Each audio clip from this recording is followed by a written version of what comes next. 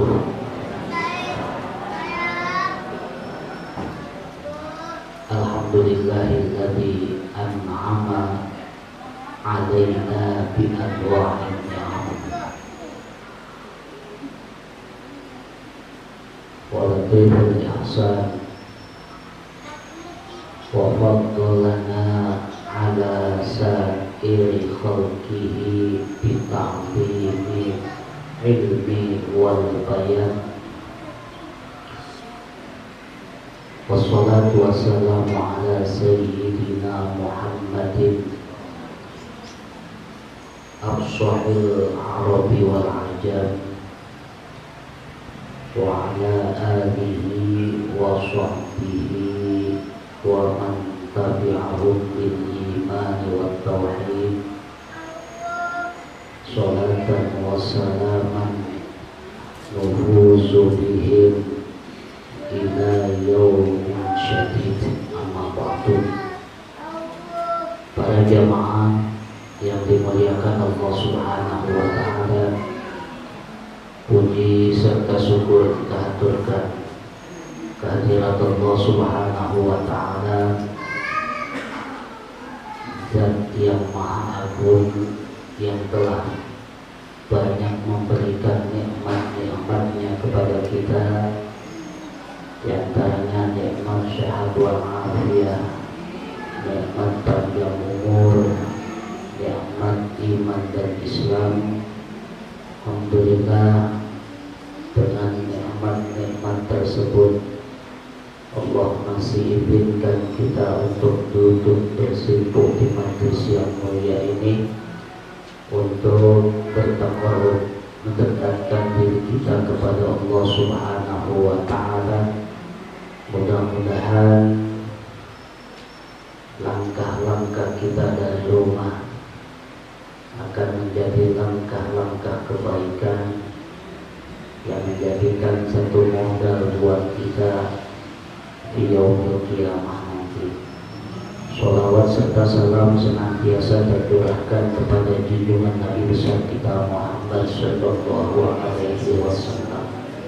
Mudah-mudahan kita semua termasuk golongan umat beliau yang telah yaumil qiyamah mendapatkan syafaat dari baginda Rasulullah sallallahu alaihi wasallam.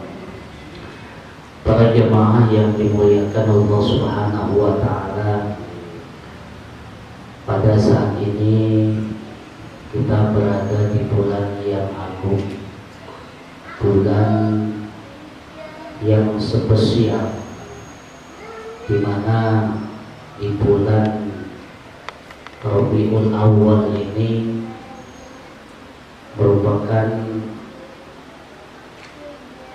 bulan kelahiran daripada manusia agung, manusia yang paling mulia di sisi Allah Subhanahu wa ta'ala, yaitu kelahiran dari baginda Rasulullah sallallahu alaihi wasallam.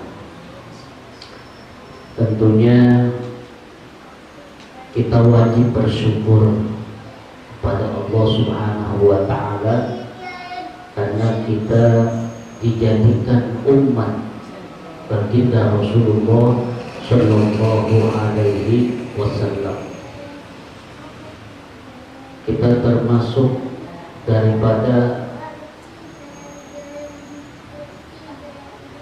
khairun nas, sebaik-baik manusia, yaitu pada zaman Rasulullah sallallahu alaihi wasallam. Kita termasuk khairul ummah, sebaik-baik umat, yaitu umatnya baginda Rasulullah sallallahu alaihi wasallam.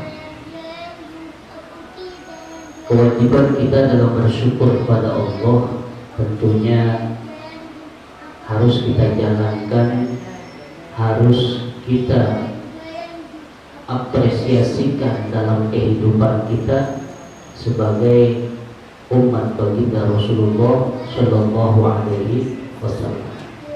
Karena tidak ada manusia yang paling sempurna, tidak ada nabi yang paling utama dan tidak ada rasul yang paling utama kecuali baginda Rasulullah Shallallahu Alaihi Wasallam. Sehingga Allah firmankan dalam Al-Quran, qul bifadlillahi wa birahmatihi fabidzalika falyafrahu huwa khairun mimma yajma'un. Katakanlah wahai Muhammad, dengan keutamaan dan rahmat Allah Subhanahu wa ta'ala, maka bergembiralah. Rahmat yang paling besar adalah rahmat dilahirkannya baginda Rasulullah. Sehingga dalam hadis qudsi Allah katakan, laulaka ma khalaqtul afla. Andaikan bukan karena engkau wahai Muhammad, maka aku tidak akan ciptakan alam dunia ini. Jadi adanya kita ini di dunia berkat apa? Berkat Rasulullah Shallallahu Alaihi Wasallam. Kita harus bergembira dengan datangnya bulan Rabiul Awwal.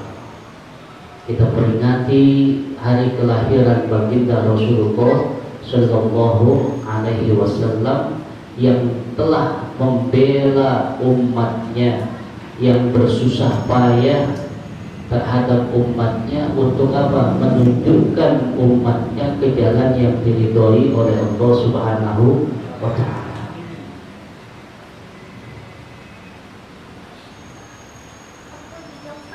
Perbedaan Rasulullah dengan nabi-nabi yang lain, dengan rasul-rasul yang lain, kalau kita sering baca sejarah nabi-nabi ataupun rasul-rasul yang lain selain Rasulullah, di saat mereka menjalankan amanat dari Allah Subhanahu wa Ta'ala untuk mengajarkan tauhid kepada Allah Subhanahu wa Ta'ala, di saat umat-umat mereka menentang terhadap ajaran-ajaran yang dibawa oleh para nabi-nabinya, maka nabi-nabi tersebut atau rasul-rasul tersebut langsung ngadu, langsung ngeluh kepada Allah Subhanahu wa Ta'ala. Ya Allah, aku sudah menyampaikan risalah yang Engkau berikan padaku, tapi umat-umatku hanya sedikit yang mengikuti,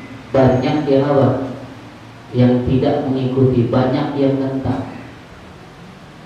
Aku pasrahkan semua ini kepadamu, terserah Engkau menghendaki seperti apa. Itu nabi-nabi dan rasul-rasul lain.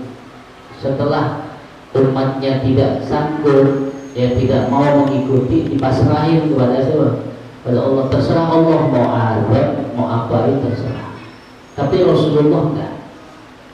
Rasulullah di saat umatnya banyak yang tidak mengikuti baginda Rasulullah, bahkan Rasulullah dicaci maki, disakiti dan lain sebagainya, Rasulullah tidak memasrahkan urusan itu kepada Allah. Satu contoh seperti hanya dakwah Rasulullah di Taif. Rasulullah dilempari batu sampai pelipisnya yang mulia terkena batu berdarah. Rasulullah nggak ngadu sama Allah, bahkan malaikat menawarkan kepada Rasulullah, ya Rasulullah, apakah aku harus balikkan ini gunung untuk menghancurkan mereka? Apa kata Rasulullah? Jangan. Mereka tidak beriman kepadaku, tapi nanti anak-anak mereka yang akan beriman kepada Allah.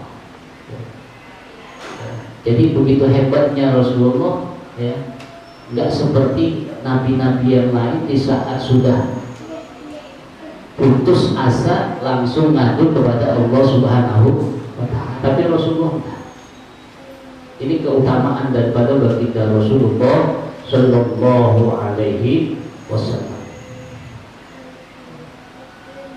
Sabda Rasulullah Sallallahu Alaihi Wasallam, kullu ummati yadkhulunal jannah illa man aba. Semua umatku, kata Rasulullah, mereka akan masuk surga kecuali yang enggak mau. Qala, berkata sahabat, wa man ya'ba ya Rasulullah. Siapa mereka yang enggak mau masuk surga ya Allah, ya Rasulullah?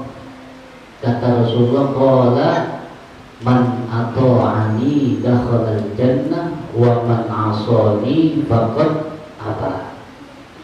Orang yang taat kepadaku, kata Rasulullah, mereka akan masuk surga. Dan orang yang ingkar kepadaku, maka mereka enggan untuk masuk surga. Ya.